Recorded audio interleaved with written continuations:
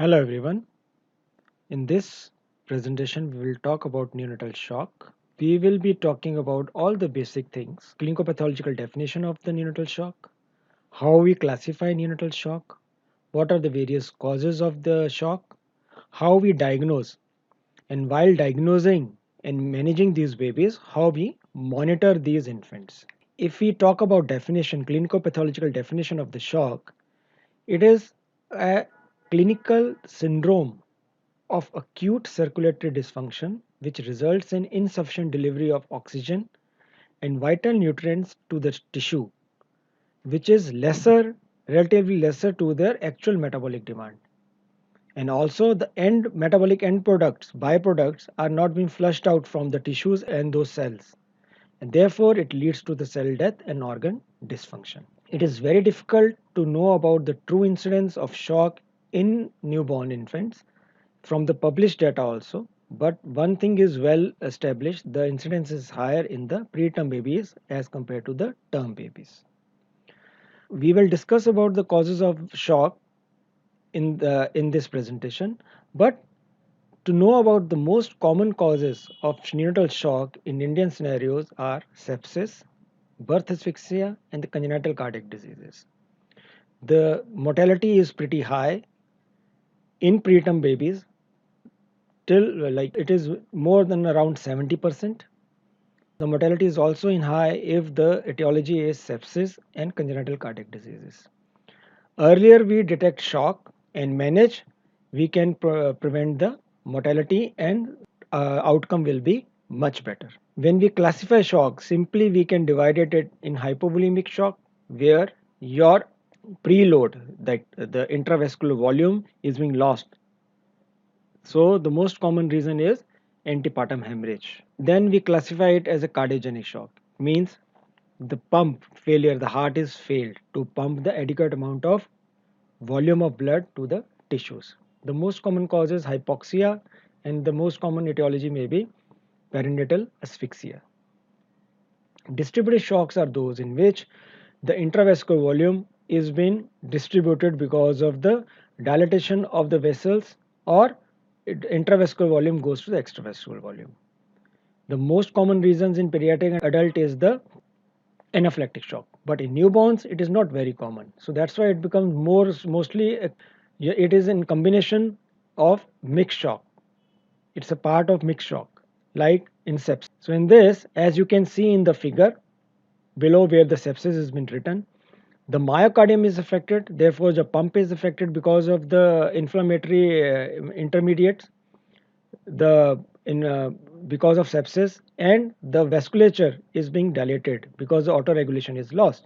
So you have a dilatation of vessels, because of that there is a stasis of blood, so there is decrease in the preload, and your pump has failed, so it has become a mixed shock. So there is a part of distribution failure, and then there is a part of myocardial failure. Then in normal situation where the hemodynamics is normal, the blood pressures are normal, you as you can see in the figure up on your screen, your afterload and preload is being maintained normally. In hypovolemia, what happens? Your intravascular volume is lost, as in some bleed or dehydration. So you will have less volume, even though your heart is being pumping properly, but even then it will be a failed pumping of the adequate amount of blood volume to the tissues because of less intravascular volume. If there is a pump failure, as in cardiogenic shock, even though your intravascular volumes are adequate, but heart is not pumping properly, so your tissues or cells will receive less volume of blood because of the decreased output from the heart. So when we talk about the pathophysiology, the normal determinants which maintain the hemodynamics normal. Why we call it normotensive? Because most of the times when we talk about shock, we correlate, like we always try to assess this infants or patient by blood pressures. So that's why your blood pressures are normal, means you are normotensive, your hemodynamics is normal. But now we know it is not the blood pressure that is the sole determinant of your shock. The main two things which maintains your normal hemodynamics is normal cellular metabolism and your normal cardiac outputs. So even your blood pressure is a product of cardiac output and SVR, that is systemic vascular resistance.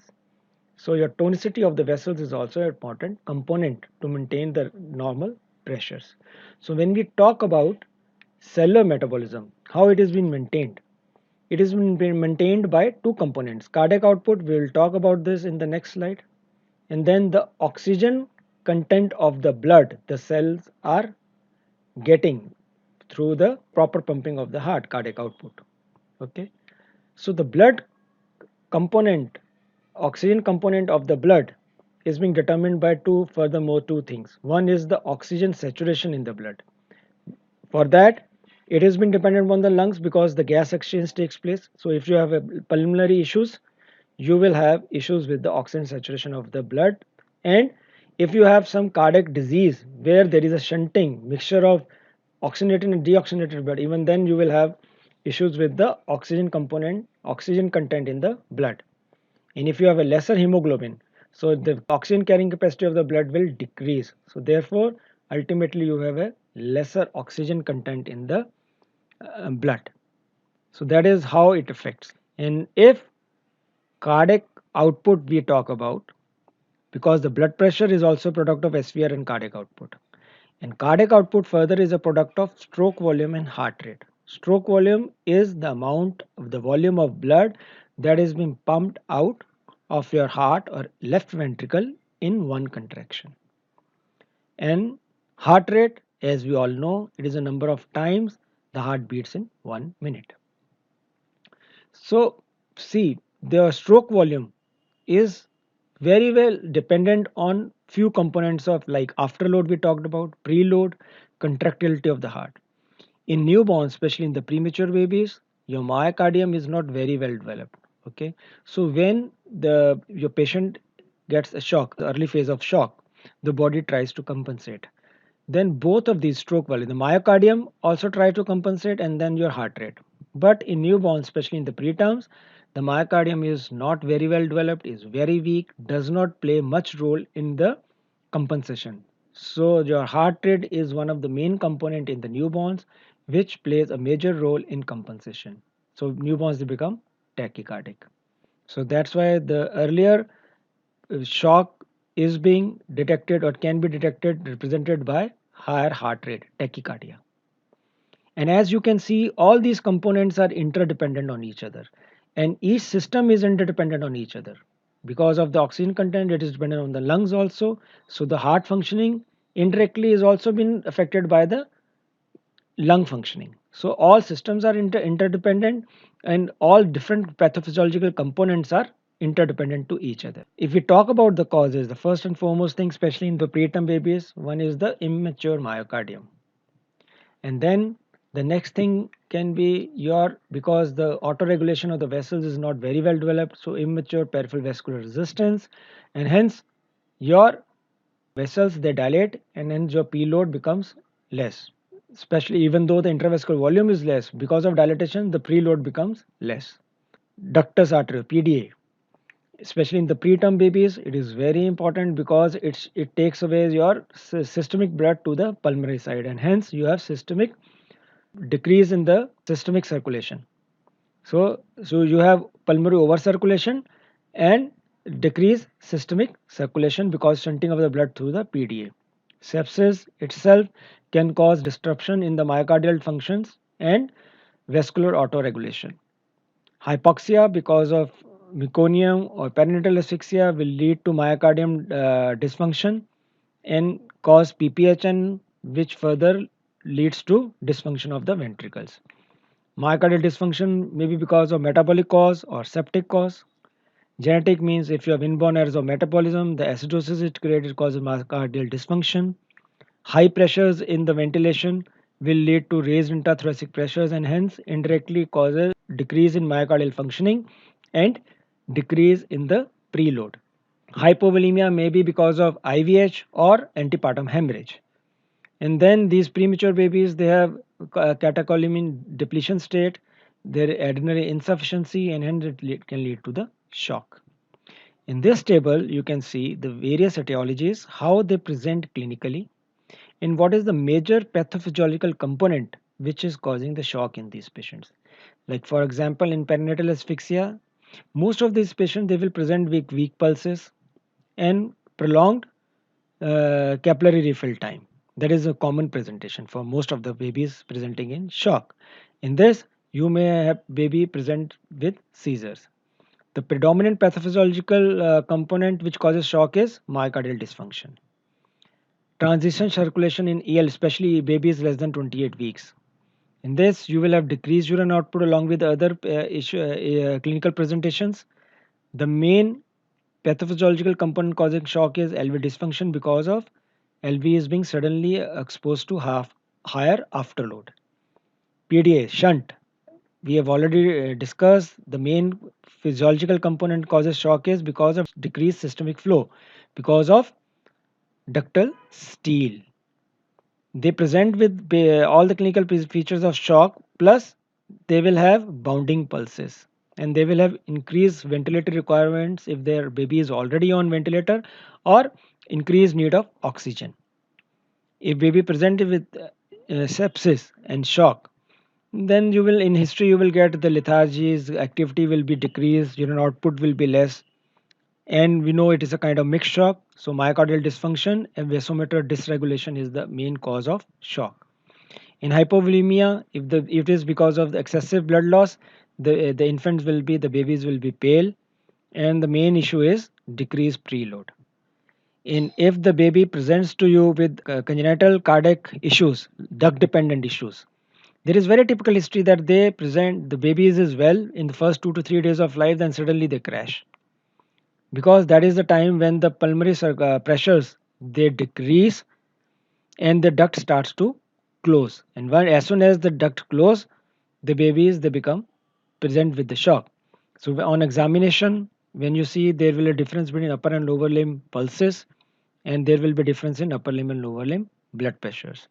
And the main cause is there is a physical obstruction to the systemic outflow of the blood from the left side. If you have the baby with high pulmonary pressures, the main component that causes shock is myocardial dysfunction. Even though high pressures they will lead to RV dysfunction, but indirectly both the ventricles are interdependent, so RV dysfunction will lead to LV dysfunction. They will present with respiratory distress and increased ventilator requirements. And if they have raised intrathoracic pressures because of pneumothorax, or they are on ventilator with high inspiratory pressures, again they will present with this clinical presentation of shock. But if you do an X-ray, you will see hyperinflated X-ray chest. And the main issue is because of the high intrathoracic pressure, they will have a preload decrease, less blood volume is going into the heart, and hence ultimately it will lead to myocardial dysfunction. So when you are approaching to manage these shock babies, the first and foremost thing is you have to recognize that they are in shock. The next step is then you have to determine the severity of the shock. While doing this, you have to determine and define the etiology, because if you know the etiology, only then you can evaluate and plan a treatment for these specifically. Therefore, the proper and quick clinical assessment, along with the assessment, doing that, recording the vitals, and planning the investigations is very important in while managing the shock. And echo is become an important part nowadays for management of the shock. So for diagnosis, what we all need, history we cannot leave. We have need to have a proper and quick elaborate history appropriate to the case. We have to record the vitals which are appropriate to the condition, examine the infants well, and then plan the investigation. So when it comes to the history in the newborns, it starts with the antenatal period, antenatal history. You need to know, like if there was a placenta previa and baby has come to you in shock with pale, so that clearly shows that there was a antepartum hemorrhage. Or whether there was some congenital anomaly which was been picked up in antenatal ultrasounds. So you should have a proper and dependable antenatal history. Then you should ask for perinatal events, if whether there was some asphyxia which was going on in the perinatal time when the baby was born, and now the baby has presented to with the seizures and the shock. Feeding history, why it is important? Because that is one of the major factors that tells you whether the baby was active and properly feeding, say 8 to 10 times in a day. And the cry activity, again, it's a normal activity which will tells you that the baby is being hemodynamically stable or not. Urine output, we ask like whether the baby passes 6 to 7 times in 24 hours or not. And abnormal movements, again, for like in asphyxia, the babies may present only with seizures and then they can present with shock. First is the heart rate. Heart rate you can get from the putting on the like when we put on the monitors, like now we have the monitors everywhere. SpO2 probe, and you put it gives the heart rate, or you can do it by palpating the pulses or by stethoscope auscultation. Whenever you put a probe for recording SpO2 oxygenation of this baby, always make a habit to do it preductal, that is in the right hand, and then postductal, that is any of the lower limbs. So that will give you an idea also whether it is cardiac or not. Then the capillary refill time, CFT, it is preferably to be done on the sternum with your thumb or pressing for 3 seconds, and then you see how much time it refills. Normal is 3 seconds or less. If it is more than 4 seconds, it is being prolonged. Touch the extremities with the back of your hand and touch the center core, the trunk, with the back of hand. If the extremities are cold, it can be early sign of shock. Record the temperature. The peripheral, you can do it in the axilla, and the core temperature you can record the per rectally. If there is a difference of more than 1 degree Celsius, that is again pointing towards the early shock. If you are, then the blood pressure we can do non-invasive blood pressure, but we have to be very careful regarding the size of the cuff, because whatever cuff you are using, it should cover two-thirds of that limb. Okay, if you are doing in the arm, the upper arm, if you are doing the legs, the upper part of the legs. Make a habit to do blood pressure in all the four limbs. While palpating the pulses, the easier ones to palpate in the babies, one is the femoral for the lower limbs, and the upper limb, radial sometimes in preterms is difficult to palpate. Okay, then we generally do the brachial upper limb in the upper arm. So brachial and femoral, at least we should palpate upper limb and lower limb pulses. And this perfusion index is nowadays you can see in your multipara monitors when you put on the SpO2 probe. There is pulsatility, like that goes like pulse. So normal is anything more than 0.8. So, but one value is not important. In serial, it will give you the information whether the baby's perfusions are improving or they are deteriorating. In this slide, you can see there is a graph which is being, it gives, this is being now normograms which are available. This is a normogram of the blood pressure, mean blood pressure. On x-axis, you will see a mean blood pressure in millimeters of mercury. In y-axis, in x-axis, you will see the age in hours. And this is for the different gestational age, like 23 to 26 weeks, 27 to 32 weeks, 33 to 36 weeks, and 37 to 46 weeks. So if you want to know the 50th percentile or percentile of blood pressure, mean blood pressure of baby or 33 to 36 weeks, 36 hours of life, you can evaluate in this chart. Similarly, you have the charts for systolic blood pressures and diastolic blood pressures. So you should make a habit of checking the blood pressure and then plotting it on the normograms, both for systolic, diastolic, and mean, all three separate.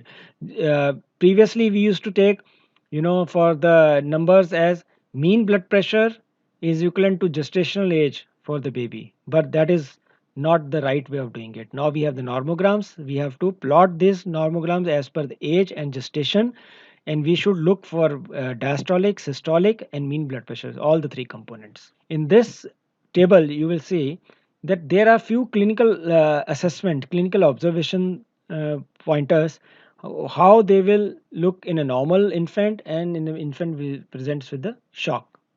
Skin color, normally the babies are pink, but in shock the babies are maybe pale or they be mottled. If you record the temperature, the normal core temperature in a normal baby is 36.5 to 37.5 degrees Celsius. These babies may be cold, or there will be a difference of core to peripheral temperature of more than 1 degree Celsius. If we palpate the pulses, they are well felt and they are equal in upper and lower limb in normal babies, but they are feeble or if there is a duct dependent lesion, then there will be a difference in upper limb and lower limb pulses. Capillary refill time is in normal baby is less than equal to 3 seconds. Baby is presenting with any kind of shock, it may be prolonged more than 4 seconds. Heart rate, normal heart rate is around 110 to 160 in the normal babies, but as we discussed, because they may compensate, so the babies they present with tachycardia. If the babies are in shock and they present to with bradycardia, it means that compensation phase is being over, so they are very sick. The mean blood pressures, as we discussed, if it is non-invasive also, it has to be invasive or non-invasive, it has to be seen on the normograms. If it is less than third percentile for the gestation and the age of the baby in the normogram, then it is most likely, then the baby is in shock. Urine output, normal output is 6 to 7 times in 24 hours or 1 to 3 ml per kg per hour, but it will be low in the babies who are presenting in shock. The babies who are normal, like cry activity, their sucking and swallowing will be normal. But the babies who are in shock because of any etiology, they will be lethargic. The investigations which can be done quickly and which are very important to rule out the common causes should be done first. And then that's why we divide it in first line investigation, second line investigation, third line investigation. Initially, when the baby comes to you in this condition, quickly you have to check for the sugars. Rule out sepsis by doing CBC-CRP. Serum calcium and electrolytes are to be done immediately. And then we have to act if any of these are abnormal. Second liner is we need to know if it's sepsis, we need to know the bugs, we have to start the antibiotics and the cultures, take the blood gases, do the serum lactate and X-ray chest. And the third liner is sometimes, very rarely, it may be the arrhythmias which are there in the newborns, which is more common in bigger babies or in adult. Get the ECG, heart racing, get the head ultrasounds to rule out IVH, need to do in functional echo or echo to rule out any cardiac anomaly or whether to see how the heart is pumping and functioning.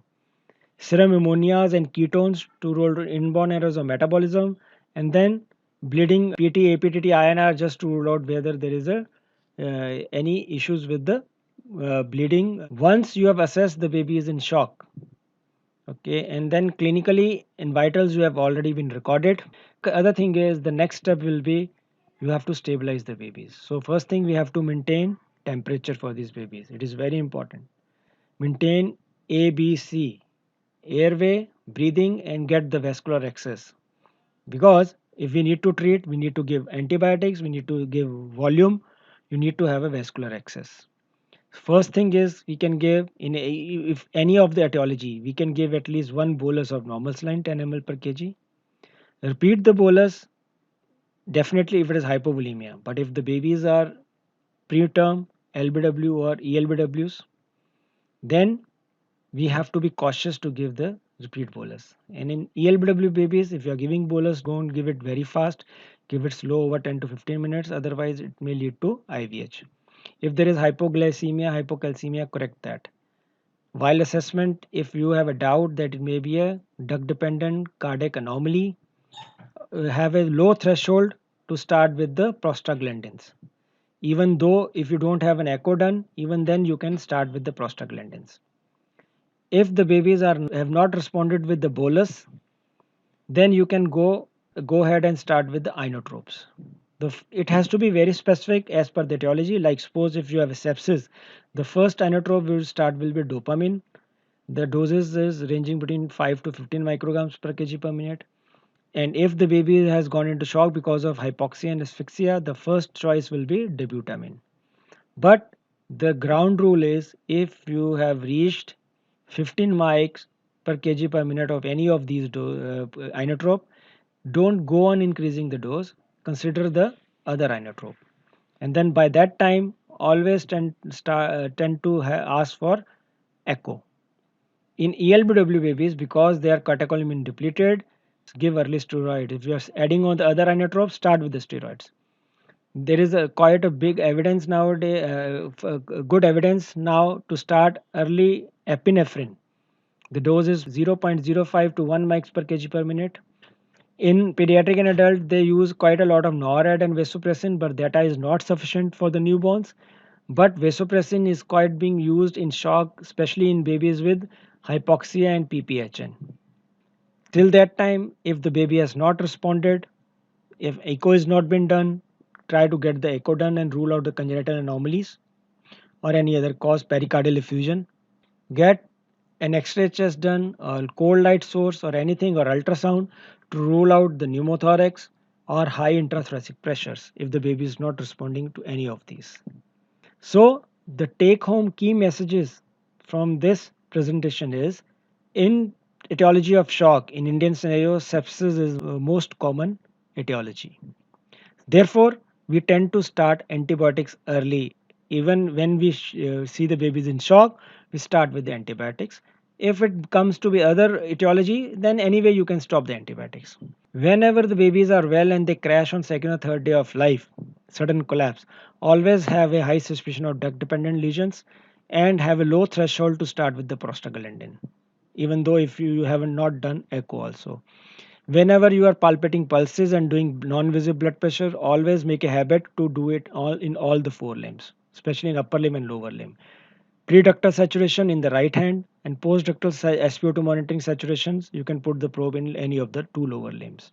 Blood pressure is not the sole component to define shock, and it is not the sole thing to monitor while managing the shock. It has to be collaborated with the other clinical parameters. Echo is always useful.